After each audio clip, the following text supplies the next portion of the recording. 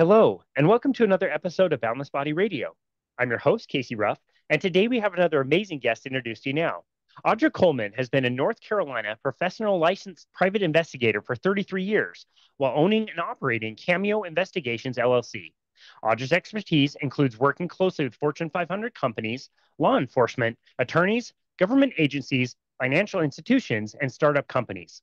Audra has worked in consulting, educating, and training of other professionals in the fields of fraud, human trafficking, kidnapping, child abduction, homicides, and drug trafficking. Today, Audra is a carnivore diet coach who offers monthly group coaching sessions, discussing a variety of meat based topics, including tips for getting started, optimizing health, and weight loss. The group provides a supportive and accepting community for everyone, regardless of their current diet. Her training and experience has helped many people break carb addiction and achieve amazing results with the carnivore diet. Her favorite topics of discussion, including getting the basics dialed in and getting started, weight loss, health optimization, hunger cues, sugar and carbohydrate addiction, and managing social events. You can find Audra at www.allthingsaudra.com. Audra Coleman, what an absolute honor it is to welcome you to Boundless Body Radio. Good morning. Thank you for having me on. It's such an honor to host you. I can call you a friend now. You and I met at the Hack Your Health conference. You were so kind. It was so great to chat with you and meet you. I think it was Scott that introduced the two of us. And you shared one of the most delicious treats I've ever had in my entire life. I have way too many kitchen gizmos. I'm just like way into all kinds of stuff that I keep in my kitchen. But the next purchase I'm going to make is definitely going to be a dehydrator. You shared some dehydrated steak, and I believe it was dehydrated pork with me. And that was amazing. That was so good. Will you sell me and the listener on why everybody needs to go out and buy a dehydrator? Okay. So when I started Carnivore 3 years ago, I noticed that times, I don't always have time to cook, or maybe I'm traveling, like I met you at Hack Your Health. I'm always going to have a bag of dehydrated meat with me on the plane, in my hotel room, because you never know. It's hard to get clean meat, and maybe I don't have time to run out and get it. And sometimes I don't have time to cook or things of that nature. So a lot of times I will buy my pork loin at the local butcher. I freeze it, I slice it and frozen, and then I put it in the dehydrator for 12 hours, sprinkle some salt on it, walk away, set the timer, come back, and it's done. And for me, it's been a game changer. Same thing with like purse bacon. That's what we call it, purse bacon.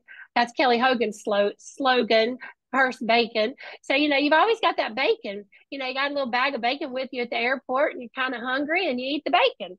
Or you have a bag of like brisket, some dehydrated brisket. Take it with you anywhere. You don't have to refrigerate it.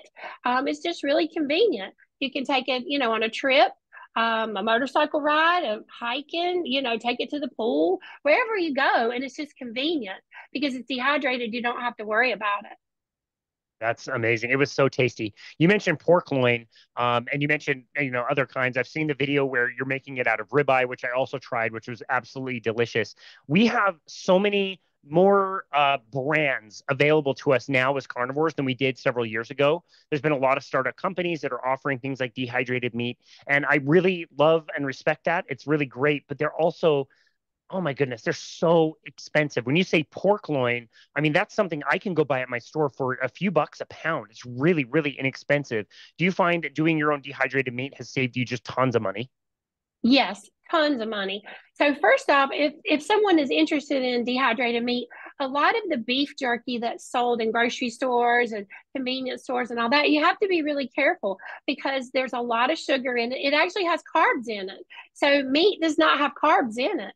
So to buy something like that it's counterproductive for your carnivore lifestyle. But anyway, for mine, like I said, I'll go buy a really large 6 to 8 pound pork loin, the big, huge pork loin. I'll cut it in 3 or 4 chunks. I put that in the freezer in a square, like bowl so that it will hold its shape while it freezes. Once it freezes, I take it out and I slice it with a frozen meat slicer. And I have all this linked on my YouTube in my videos to which ones I use on Amazon. So I'll use the frozen meat slicer. I'll slice it really thin, lay it out, and then sprinkle some Redmond's powdered salt on it. And then, like I said, it goes in the dehydrator. mean, that locally costs me like, I don't know, 250, 260 a pound. It's Wow. extremely inexpensive. But the reason the beef jerky is so high is because meat is high, but when I first started carnivore, I was buying a lot of the brand name carnivore treats, dehydrated meats, things of that nature. And that's kind of where I got the idea. I even started at first with the old white round dehydrator that you Yeah. used when I was keto that I did fruit on, and that doesn't work very good for meat. It just doesn't. The fan is in the bottom, so the air comes up and it doesn't get it as good. But I did use that for a while. Then I purchased a dehydrator with the fan in the back. So it blows across all the trays of the meat. That is the much better way to go. I have that also linked in my videos for Amazon. But, as far as even if you get ribeye, which I do brisket, I do pork loin, I do ribeye, I do hamburger, I do chicken, I do sausage. Sometimes I just do ribeye fat. Like you can buy ribeye fat at your local butcher or sometimes even grocery stores, and I place it there the same way and dehydrate it. And it is literally like carnivore candy. The dehydrated pork loin, you can be a witness to this. It tastes like Lay's potato chips. Yeah. It's that crunchy, crispy with a little salt. And that's Wow. all it is pork and salt. Oh my goodness, you're blowing my mind. Yeah, it was so tasty when you gave it to me. And I really do love and appreciate that you put this into a video. I have found this amazing grill that's very much like an auto grill. If you've heard of an auto grill, it's kind of the grill that like Sean Baker will use, where it heats up to like 1500 degrees. It basically puts like the perfect char on a steak. And so for the last like 8, 9 months, I've had like perfect steak basically every single night. It's so delicious. And I've been wanting to put it in a video and show people like how I do it, how I cook it in a sous vide first, and then, exactly how I season it, how I use this grill. It's not very expensive. It was less than $200. And like for perfect steak every night, like so worth the money. But I just resist it so much. Like I resist making my own videos. I don't think I'm going to make them very good. I don't think anybody's going to want to watch me anyway. So I appreciate that you put it out on an Amazon video. We'll definitely link to that. I did have one more question before I go to the site and order a dehydrator. Is it terribly expensive to get the equipment that you're mentioning, like the dehydrator and the frozen meat slicer? Are those things terribly expensive? Don't quote me, but I'm going to say I think the meat slicer is like $60. Now, keep Okay. in mind, it is manual, it is not electric, and it literally looks like a paper cutter, Oh, like a paper cutter in your office hmm, or schoolroom kind of. It's called a frozen meat slicer. It's about $60, give or take. The dehydrator that I currently have has all metal trays and it has like 10 or 11 trays. I don't remember exactly. And I think it was like $189 maybe, give or take. okay. There again, when you start figuring up eating any of the other carnivore dehydrated meat out here, and I'm not mentioning any names because I love them all. And that was my thing, as I was ordering so much of it from companies that I'm like, this is crazy. I could sit down and devour one bag of pork loin. I mean, well, not pork loin, but ribeye or brisket or even their chicken sliders. I could devour that bag in one sitting, and it's like $35 a bag. And I Yep. mean, that's kind of what got me going on. Why don't I try to do this myself? And I did some trial and error with it, and you just need it to be thin. Now, I will tell you this: if you don't have a local butcher, if you can go to Costco, Costco sells thinly sliced New York strip, and they sell thinly sliced ribeye. So if you catch it at your Costco, I don't know how much it is per pound, but you can bring that home, dehydrate it yourself, and still save money. I mean, Yeah. it's not as, like I said, when you get the bags, it's just like buying bags of potato chips when we used to be standard American diet. You buy a bag of potato chips this big and there's this much chips in it. Same way So when true. you buy dehydrated meat or beef jerky. I mean, and the reason it's so expensive is because meat is expensive, but you can make your own much, much more cost effective. Yeah, wow, that's fantastic. I have definitely learned that lesson over the years of like preparing my own food. It's like, yes, there is an upfront investment. If you want a really good pan that's like truly non-stick that you can cook eggs on forever, it's going to cost you a lot of money. It'd be more money than just your run-of-the-mill kind of pan. And like my sous vide, and again, like the grill that I got. And another really good example is like my vacuum sealer. Like my vacuum sealer was like $200.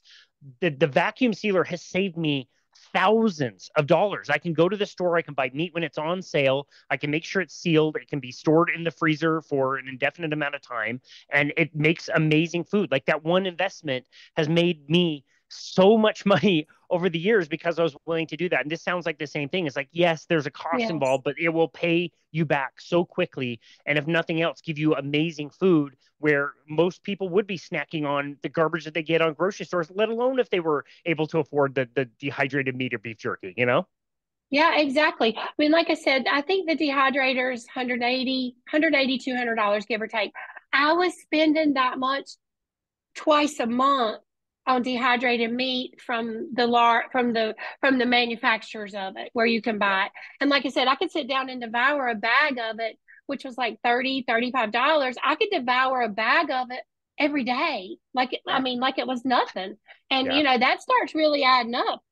30 bucks a day, even twice a week, that's $60 a week times four, that's $240 a month. And it's really not that much. It's not even a pound of meat. So for me, it was kind of a no-brainer. And it really sounds like a lot of work, but it's not. Once you do it two or three times, I can slice. I have two dehydrators. I have the metal one, and then I have the other one that I started out with that has plastic trays, not the white one, but I have two regular ones that the fans blow across the trays. And I just got the metal one.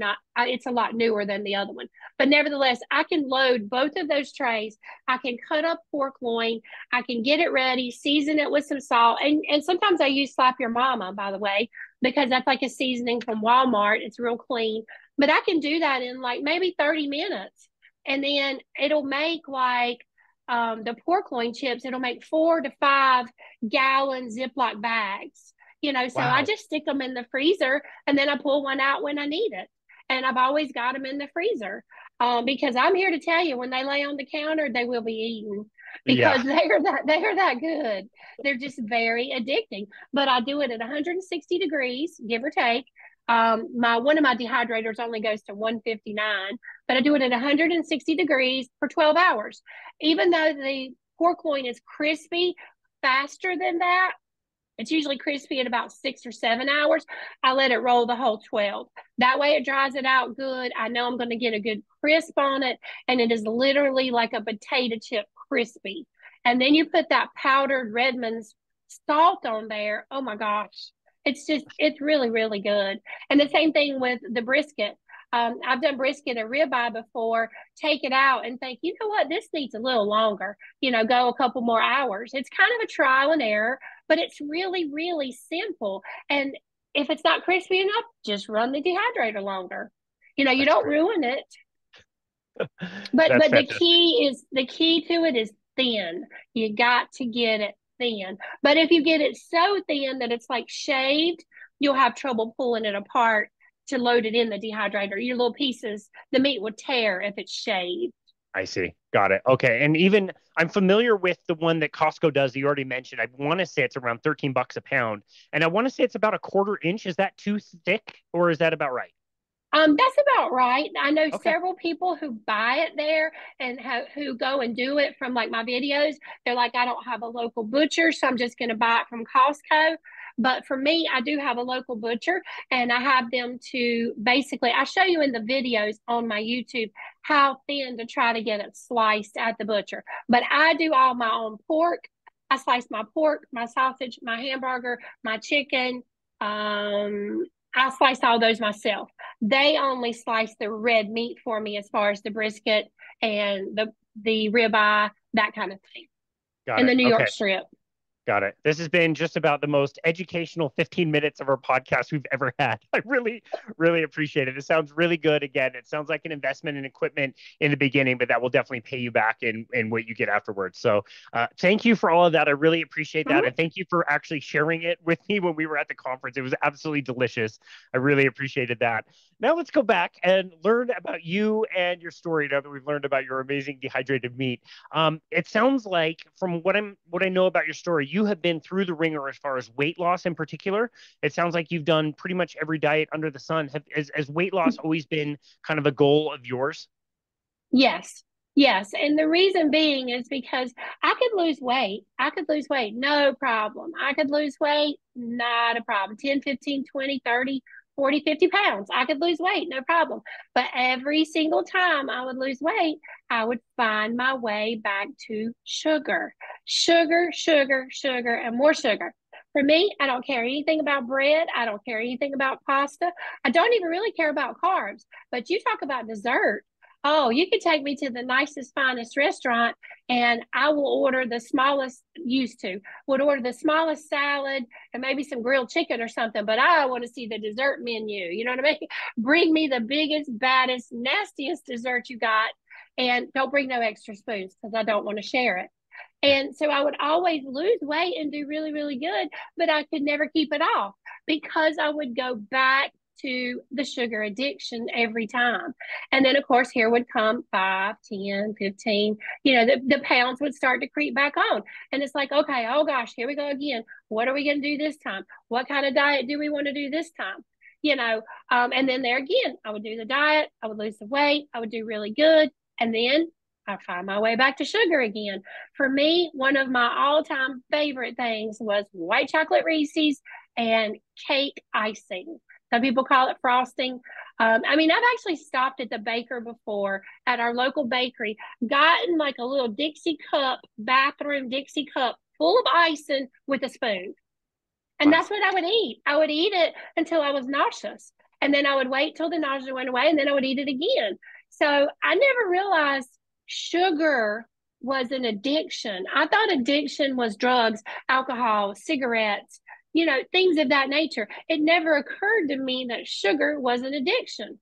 And until you take it away, when you take it away, you realize how addicted you are to it. And I was very, very addicted to sugar. So for me now, it will be 3 years. September 1st will be 3 years carnivore for me. And this is the first thing in my life that I have been able to sustain the weight loss, continue to lose weight. And for me, it's not as much about the weight loss now as it is being the healthiest me I can be on carnivore. I no longer crave sugar. And all those years, I would still crave sugar because I never gave it up. Yeah, it's so interesting because a lot of people hear about carnivore and they think that it's so restrictive. But what you're describing is like, yeah, you're restricting the number of foods that you can have, but in a way, it's so unrestrictive because you're not chained to those other things, like the sugar addiction, for example.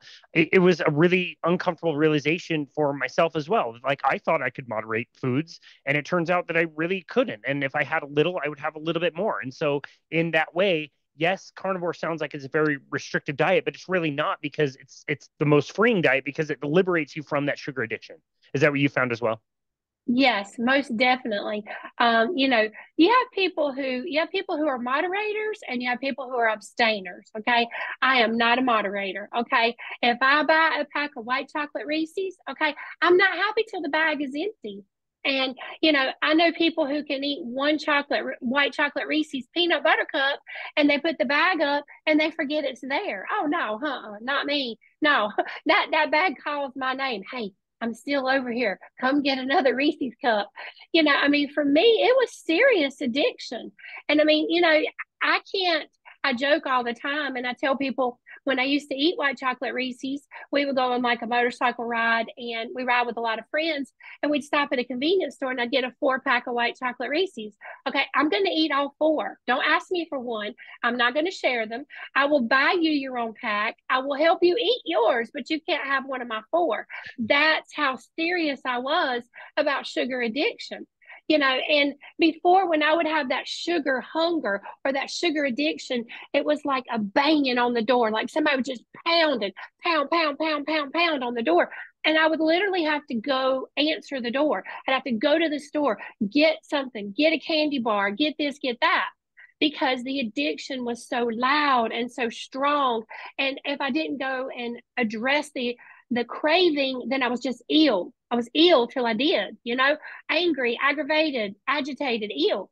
Now, every once in a while, I might hear a tap at the door, but I can ignore that tap. I know it's over there, and I do not have to answer the tap at the door because I no longer consume sugar. So, therefore, I do not crave sugar. The people who say, oh, well, I don't crave much sugar, but I love bread and I love pasta, that's pure sugar.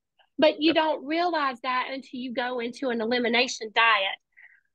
Excuse me. And as far as carnivore being boring, carnivore is not boring. I mean, I eat eggs, I eat sausage, I eat pork, I eat bacon, I eat ribeye, I eat brisket, I eat salmon, I eat fish, I eat shrimp.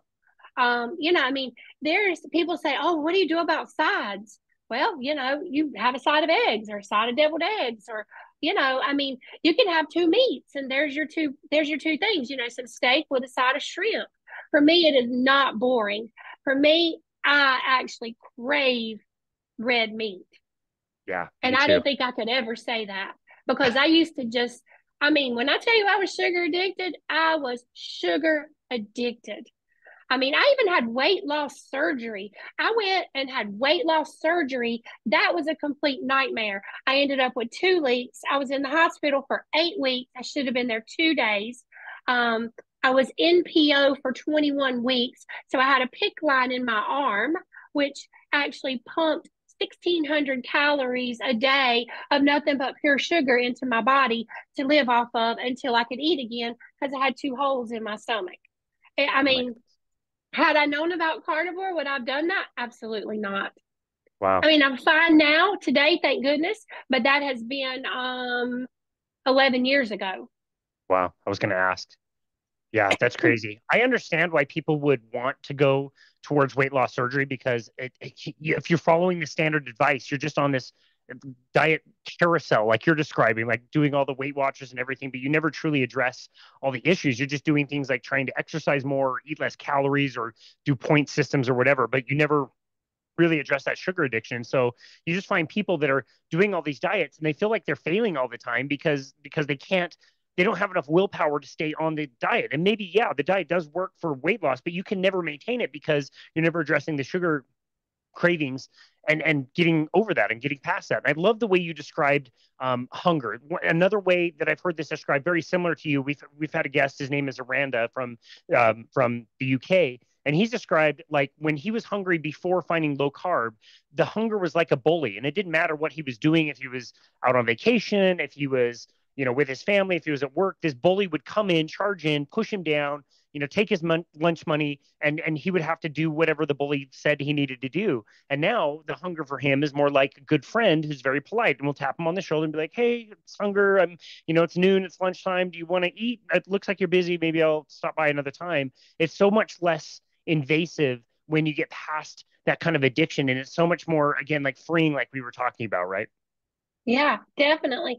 I mean, people who have weight loss surgery, and I was one of those people. I'm not talking about people, I'm talking about myself. I was one of those people. They told me, "Oh, just come and have weight loss surgery. We'll make your stomach smaller." I do not have a bypass at all. So if I consume 1,000 calories a day, I absorb 1,000 calories a day. Where some people who have bypass surgery, if they consume 1,000 calories a day, they only absorb about 700. They are considered to be malabsorption. But, the problem is you fixed my stomach. You worked on my stomach, but you didn't fix my brain. My brain is the problem. That's where the addiction to the carbs is. That's where the addiction is to the sugar. And even after weight loss surgery, after I lost a lot of weight, I was like, yeah, this is good. I lost weight. I feel good. Smaller clothes. Da, da, da, da. And then guess what I did? I started eating cookies.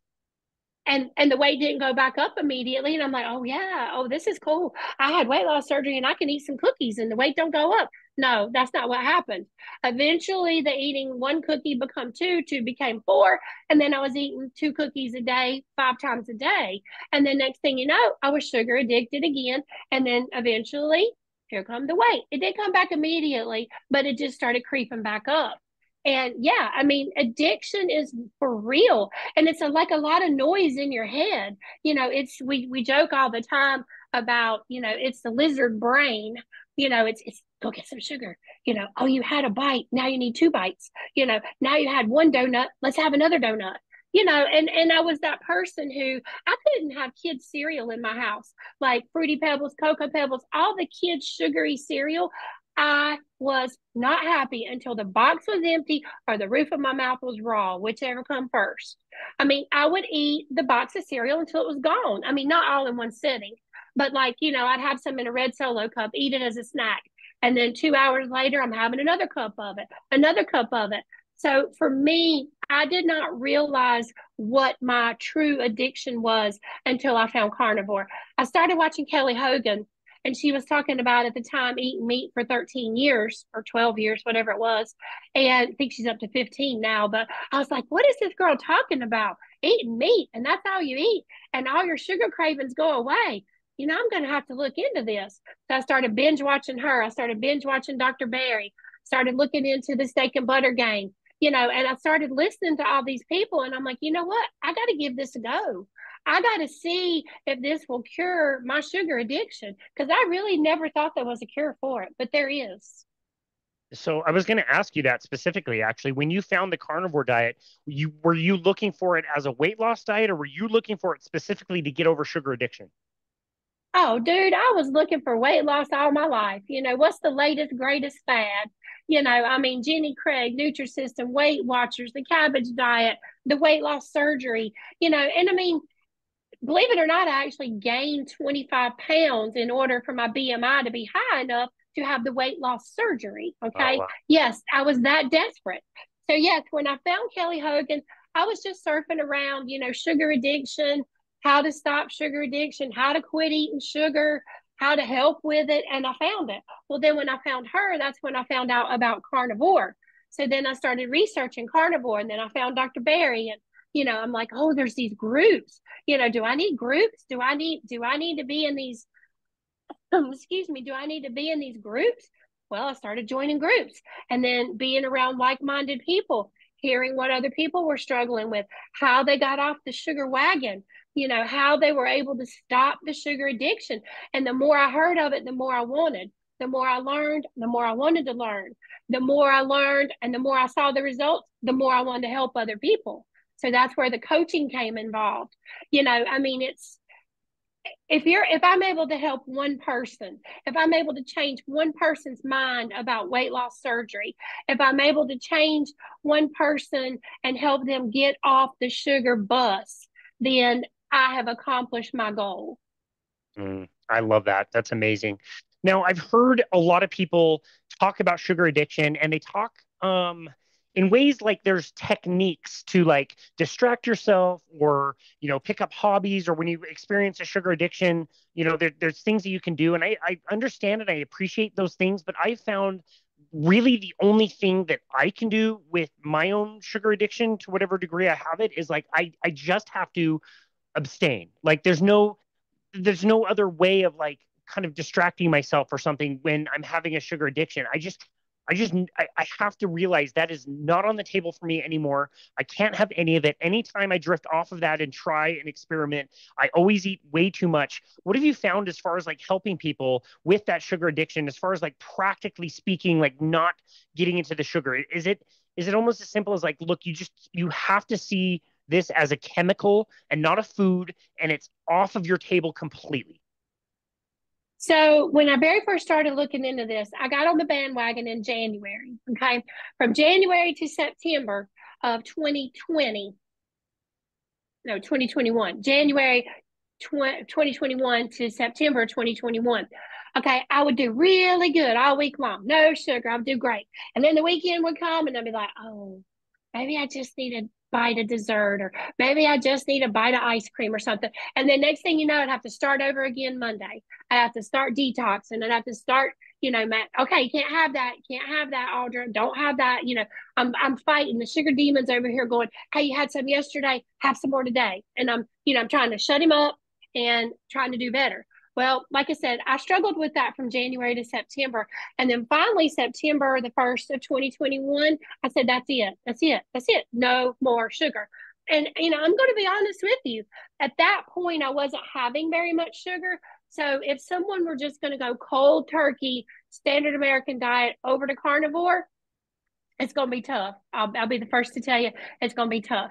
If you start eliminating the sugar a little bit, eliminating the carbs, it's going to make it a little bit more of an easier transition. But at some point, you just got to rip the Band-Aid off. You just got to rip the Band-Aid off and go without it. And if you're having a sugar craving, and you can go outside and take a walk, or you can go listen to some music, or you can clean out a junk drawer, or you can, maybe not watch TV because there's a lot of commercials and things like that, but just find something for a few minutes to take your mind off of it. Because here's what happens with cravings. Cravings are like waves in the ocean, okay? The waves come and they hit the sand, okay? And then they come and they hit the sand and they hit the sand. And these are your cravings for sugar. But if you wait 10 or 15 minutes, the waves will subside. And then they're nice, gentle waves. So I tell people cravings are like waves. If you can just hold out, just say to yourself, okay, I'm going to wait 30 minutes and I'm going to go do this, and it's going to be fine. And normally speaking, if you go occupy your mind for a little while, the craving will be like a wave, and it will literally go right back out to the ocean, and you'll be fine. But yeah, it's tough. It's tough in the beginning. I mean, I've eaten sugar all my life. I'm 56 years old, and we grew up on sugar. Oh, you've been good. Let's go to the store and get you some candy. Oh, you've been good. Let's have birthday cake. Let's have icing. Let's have Kool-Aid with 5 pounds of sugar in a gallon. Not really, but, and obviously I live in the South, and we had sweet tea forever. Sweet tea was what everybody drank.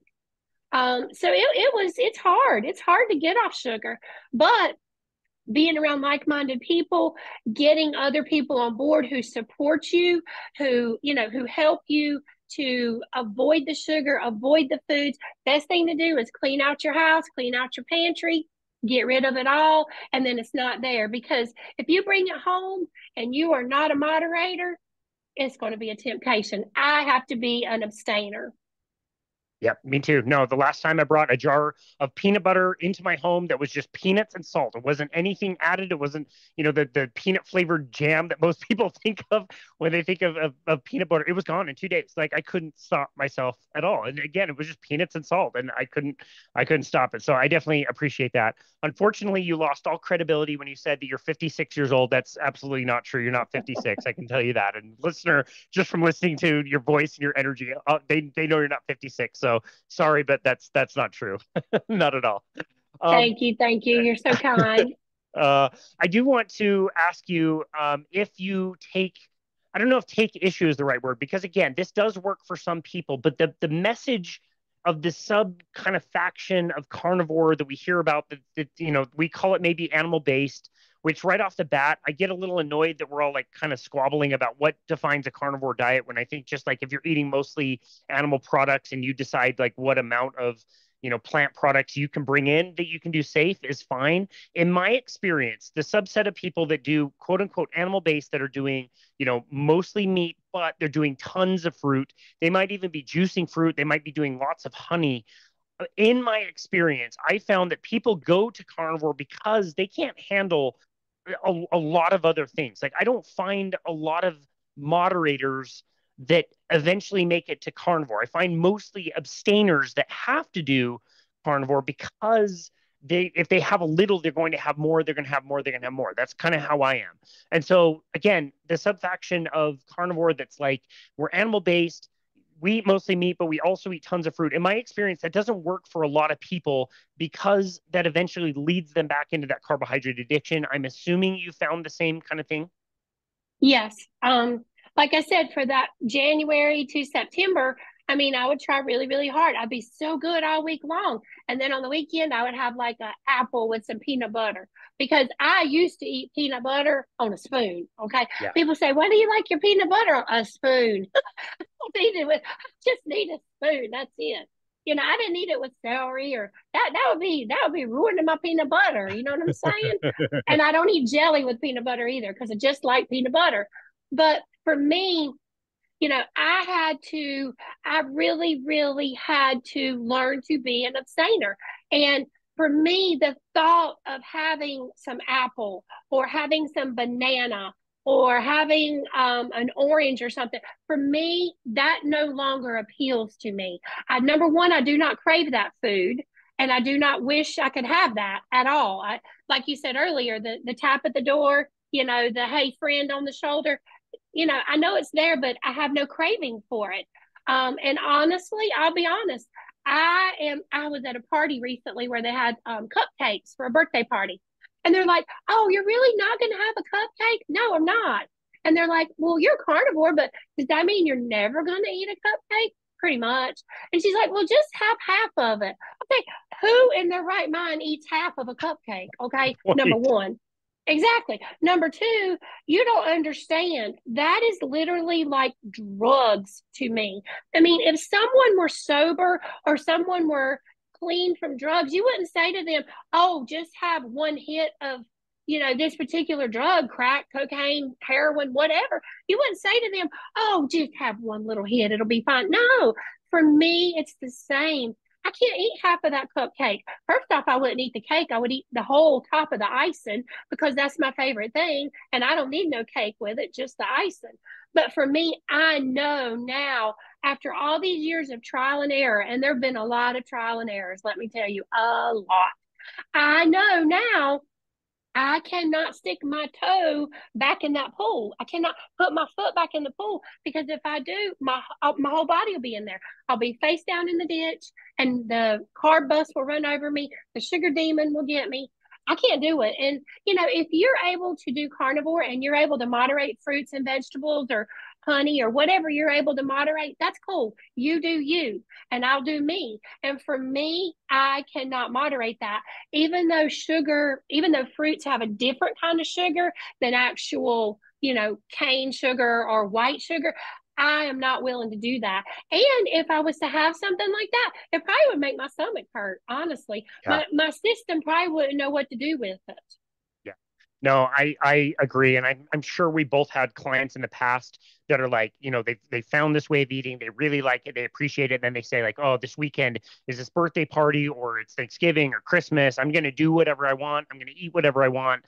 And like, first of all, you're like, okay, well, I don't really recommend that, but if you're going to do it, like, go ahead and try. Most of the time, what I get reported back is not only did the person really not feel good, like this thing impacted them so much more than it maybe did in the past.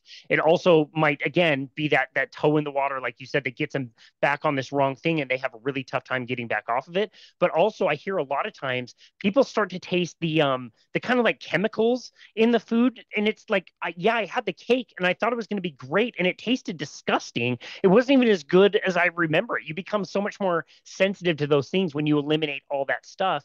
And again, knowing that that might kick you off onto this path that, like, this might be weeks, this might be months, and I know people who it's been years of them never recovering. Yeah, I just had a client back in last year in the holidays, and she said, hey, Audra, I think I'm going to just do this one particular day for holiday. There's a big family event, and I'm going to eat whatever I want to for the whole day. And I'm like, okay, I would not recommend that, but okay. I said, you've got this sports car, and you're putting this fuel in the sports car. It's like race fuel, and you're doing so good. And now you're going to come over here and put this crappy gas that's been sitting out behind a barn for 10 years into your race car. How do you think your race car is going to run? And how long do you think it's going to take to get that out of the race car? I mean, our bodies, that's how our bodies are. Well, long story short, she ate everything she wanted to for an entire day. Number one, she was sick as a dog the rest of the night. She didn't sleep at all. She was sick for 3 days, diarrhea. She actually was throwing up. She was very sick. Okay. And when she got over that sickness, guess what? That one day of eating turned into an entire month of eating junk. She went right back to the junk because the brain is such a powerful thing. Even though she had diarrhea, even though she got sick, she still went back and did it again. And Yeah. then that one day, it was actually Thanksgiving Day. Thanksgiving Day turned into an entire month. Then it was time for Christmas. Then she said, I've got to get back on plan. I got to get back on plan.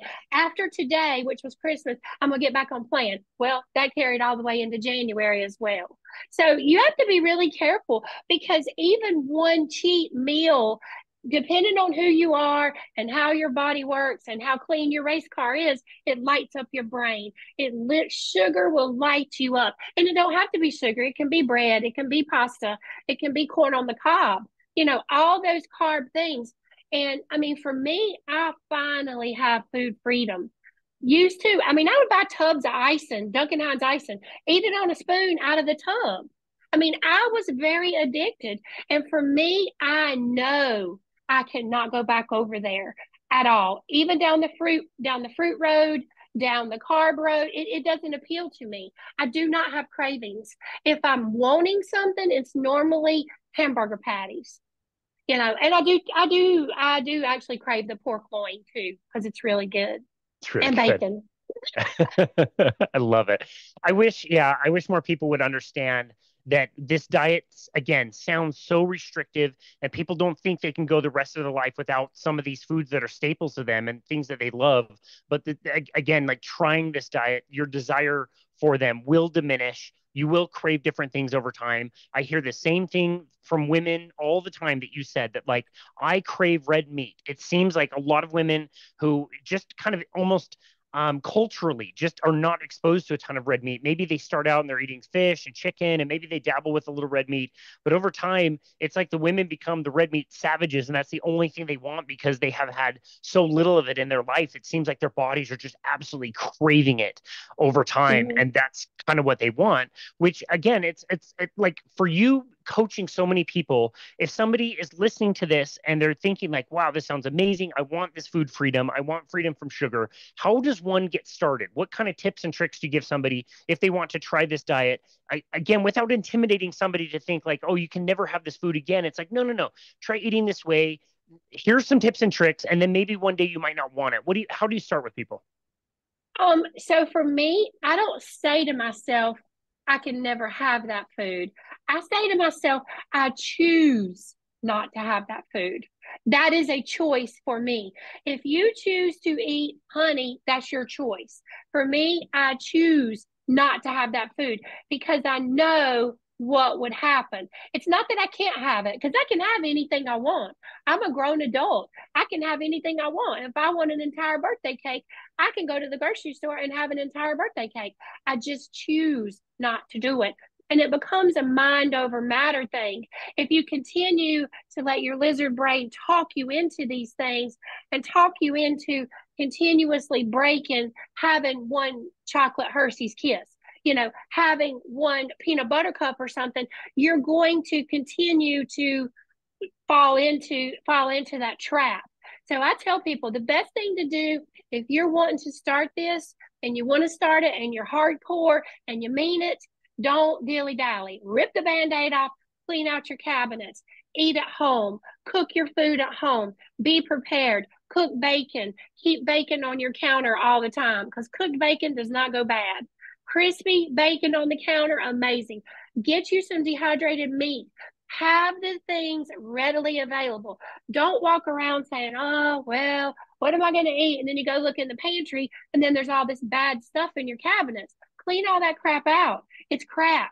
And all it's going to do is keep you spinning in the same mud hole.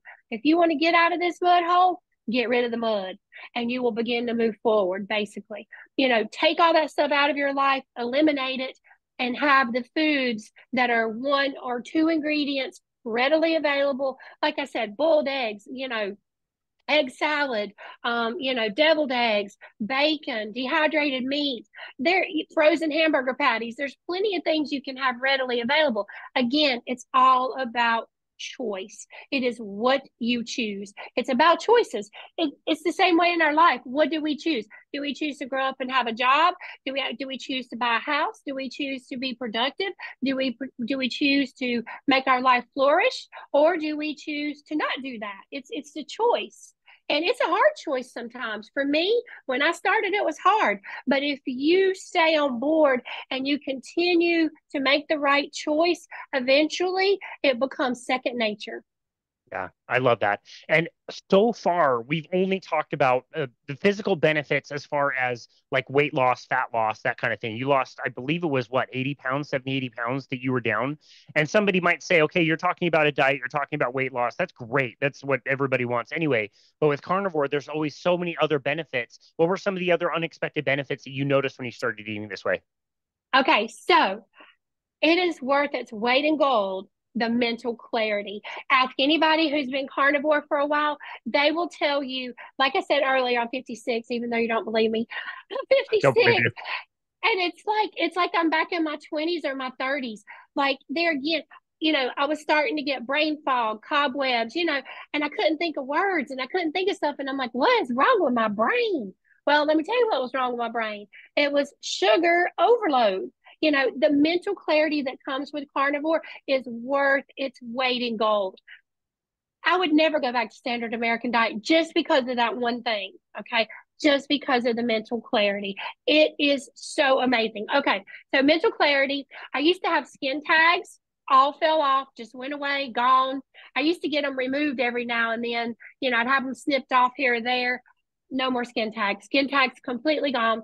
I was starting to get neuropathy in my right foot, completely gone. No more problems with that. My skin used to be dry. It's not dry anymore. Um, like I said, the mental clarity, I have energy through the roof. Moods. Used to, when something would happen and I'd have to deal with something and I'd get really stressed, the first thing I would do is I would want to go get something, go get some sugary something to make it better. It doesn't make it better. It only makes it better for 2 or 3 minutes and then it's gone. And then you feel bad because you had the sugar. I'm able to deal with that stress way better. I'm able to think a lot clearer. Things that used to really aggravate me and I'll just like have steam coming out of my ears don't even aggravate me now. Um, I can't even begin to tell you how it changes your body. It just changed, no, I mean, literally you have no body odor whatsoever. You can go without deodorant and you don't have body odor. So what does that tell you about what we're ingesting? It's terrible. It's just terrible. My skin is a lot clearer. I see people out and about and they're like, I saw a girl the other day and she said, what are you doing? The last time I saw you, you looked young, but now you look like 15 years younger. What have you done? And I'm like, well, I just eat meat. And she's like, what does that mean? I said, I just eat meat. So apparently I must look some younger. Um, like I said, it changes so many things. Joint pain, back pain, tendonitis, all those things gone. Yeah, that's amazing. You also had some pretty remarkable results with a CAC score, a calcium, calcium coronary artery score. I got the order of that wrong, but anyway, this is a score that looks at your heart and looks at calcium buildups. According to the literature, what you have experienced with doing tests on that, you shouldn't have seen what you saw. Can you explain exactly what happened with your test? Yeah. So in 2014, one of my family members had to get a stent put in at the age of 39 years old. Well, it scared me. So Wow. I thought, well, let me go check and see if I've got this same problem. So I had a CAC score. Okay, now keep in mind, I had weight loss surgery in 2013. So I was like a year and 9 months into weight loss surgery. Okay, so I had lost like 80 pounds then. So when I had the CAC score done, it was 265 or 68. I'm not sure which. 268, I think. Anyway, and so the doctor was like, well, maybe you ought to think about going on a statin. And I'm like, no, I don't want to do that. Okay. Fast forward into carnivore now for 3 years, and everybody's talking about CAC scores. So I went this year in January for a physical, and I said, hey, remember when we did that CAC score like 10 years ago? Can we do that again? And they're like, yeah, sure, no problem. But don't expect really good results because that was your CAC score was 268. It's probably going to be about the same. No, this year it was 16. That's 16. incredible. Everything you read on Google says there's no way to lower it. It's not possible to lower it by medication, by diet, by exercise, by bop, by bop, by bop, by bop. Well, I did. And at that time, when I had it done, I'd lost 80 pounds. So I wasn't even at my heaviest. That's incredible. Everything that I've ever seen says best case scenario, you can maintain this, you can never reduce it. It's funny though, even reading that, like it doesn't surprise me that this has happened. I really feel like once the body's in the proper state, the level of healing that it can do is quite remarkable. And that's such an amazing example of that. So I really appreciate that. Thank you for sharing that. That's so cool. You must have been thrilled to see that score that you were actually able to reverse your CAC score to that level is amazing. We mentioned in the introduction the importance of community. I know that group coaching is a big thing for you and getting people involved. And part of that is doing meetups, which actually you have an event coming up here pretty soon. Can you tell us about this? Yeah, so I was on one of the Facebook groups, the World Carnivore Tribe, and there was a girl by the name of Anna there who said, "Is anybody interested in co-hosting a meetup?" And I said, "Yeah, yeah, yeah, pick me in Charlotte, North Carolina." So we were thinking it was going to be, 20, 30 people kind of meet up on a Saturday afternoon at a local park. Well, let me tell you about that. We're up to like 125 people who are coming right now. So it's going to be September 21st from 1 to 4 p.m. It's going to be actually at a park in Pineville. And you can link the Facebook event page to the bottom of this, and then a link to that'll be fine. Or you can reach out to me, which is my Instagram. My Instagram is Carnivore Private Eye. So it's Carnivore underscore private underscore eye, Carnivore Private Eye. And Anna Brenner is also one. It's Anna and then Benner, Beener. Um, and like I said, you can link the Facebook. We've got 9 guest people coming who we're going to have like a Q&A session. We're going to have like swag bags. We're going to have our swag bags have like 14 items in them. We're so excited about that. We reached out to people and they just like, we're like, yeah, yeah, yeah, we'll send it for the swag bags. And we're going to have all these door prizes. Kelly Hogan's going to be there. Dr. Kiltz is going to be there. Raymond Nazon's going to be there. Jessica Reynolds. I mean, there's going to be a lot of us. It's going to be so much fun. So much fun. But yeah, September 21st, and I'm so excited about it. That's great. Yeah, I wish I could make it to that one. That sounds like a lot of fun. How has being in community helped show support with other people? Like, how big of a factor do you think that is? I think it's a huge factor. I have been a life coach for several years. So I do life coaching with people individually as well. We do like 1 hour sessions a week or every 2 weeks in life coaching. And I also do private coaching with people for carnivore as well as a group carnivore session. It just kind of depends. Some people want to be in groups, some people want to have one on one, and I'm willing to accommodate people either way. Um, I think it's very important. I think getting support in, you know, listening to like-minded people, listening to YouTube videos, learning more about what you're wanting to do. I mean, how could it not help? It's all positivity, no negativity, no judgment. And everybody struggles. We're all human. So when you reach out to somebody else and you say, "Hey, can you help me?" Yeah, I mean, that's where it's at. I think community is very important. And from in 3 years' time, the carnivore community has grown leaps and bounds from when I first came in. Yeah, it really has. I'm part of Dr. Chafee's book club, and every week we review a different book. And it in the past it hasn't really worked out in my schedule, and more recently it's working out in my schedule. So I've been more diligent in participating, and I can go off and read these books. A lot of the books I choose are ones that I already own, I've already read, or I've interviewed the author of the books, and I'm very familiar with the content. But I'm always just so absolutely blown away and impressed by the combined knowledge of everybody in the groups and their different experiences is really inspiring. And I've learned so much, not just again from like reading the content or listening to the content, but listening to other people's feedback and their experience with things. It adds so much value.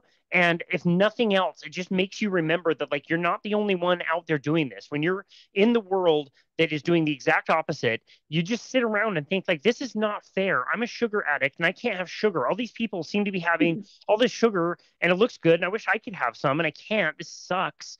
I have to be the weirdo going to, you know, In-N-Out Burger and ordering just the patties when everybody else is eating this other stuff that's, was one time delicious.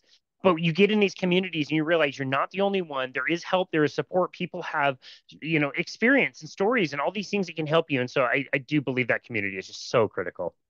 I have met some of the most amazing people in the carnivore community. And when I say met them, I've gone and stayed at their house. Okay. People that I've met in groups, I've gone and stayed at their house and I never even met them in person. And I just show up and like, hey, here I am. And they're like, oh my gosh, I'm so glad you could make it. And I've met some of the most amazing people in the carnivore community. I mean, I've been to Kelly Hogan's house and stayed. I've been to Kara Miles has been to my house and stayed. And like when this meetup is coming up in September, I have like people flying in from like 6 states for this meetup, and several of them are staying at my house. And I mean, it's just like it's so awesome. I do a lot of Marco Polos with a lot of people every single day. And the fact that they eat the way I do, they believe the way I do, they conduct their life the way I do. A lot of us will be out Marcoing and we're out doing our walk in the morning, or you're Marcoing somebody and you're lifting weights, that kind of thing. And the fact that they understand you're walking while you're doing a Marco, and then maybe they're walking too, and then you do a FaceTime together. I mean, it's so awesome to have people that are like-minded and doing it with each other and knowing you can ask for help. Or, hey, I have this problem or that problem. Did you encounter this? What did you do to fix it? For me, like I said, I've been in it 3 years and I've been to 15 events in 3 years. Uh, Like either like Hack Your Health, Meat Stock, meetups. I've been to Chicagoland meetup. I've been to Lisa Wiedemann's meetup. I'm going to have my own meetup in September. So I've been to like 15 of these in 3 years. That's amazing. Yeah, it's so awesome. This has been such a great conversation. I think this is one of the most practical episodes we've ever done with so many different tips and tricks. I know I'm definitely going to go and order my dehydrator later today. That sounds amazing. I need to start doing this. I should have done it when I first met you and tried it. It was so good. Audra, again, such an amazing conversation. Where would you like people to go to find you and connect with you and your work? Okay, so I have a YouTube channel, which is All Things Audra. That's my YouTube. And if you're going to order the meat slicer or the dehydrator, please go on there. I have it linked. I think I get Perfect. like $1. I'm kidding, but it's just fun to order it. Fantastic. But yeah, order it from there. I have the meat slicer and the dehydrator. That's my YouTube channel. I'm on TikTok, which is also All Things Audra. And my website is allthingsaudra.com. And then the only thing I have a Facebook page that's All Things Audra. And then the only thing that's different is my Instagram, which is carnivore underscore private underscore I. So carnivore private I. Just had that for a long time. It sounded fun. And I just didn't switch it over to All Things Audra because I am a PI. And like I said, I've been a private investigator for 33 years. I love it. And I joke all the time about carnivore is my side hustle, but it's my lifestyle. It's not a diet, it's a lifestyle. And it works. It works if you do it correctly. You can't just do it for a week, you got to do it. But Yep. those are all the ways to reach me. Excellent. That will be great. I will use those links to order my dehydrator. Enjoy the dollar that you get. Don't spend it all in one place. Um, enjoy your wealth and riches from that affiliate link. I'll definitely use that link. Audra, Yeah. thank you so very much for everything you do. It was so great to meet you in person. It's so great to host you on our show and give us all these practical tips. We're so grateful for you. Thank you so very much for taking the time out of your day to be on our show. We really appreciate you. Well, thank you. And it was so nice to meet you at Hack Your Health in Austin, and so cool for you to have me on your show. And I feel like it's been a great interview. I've enjoyed every bit of it. So have I. This has been a lot of fun. Thank you so very much, Audra. This is great. Thank you. Have a great day. You too. And this has been another episode of Boundless Body Radio.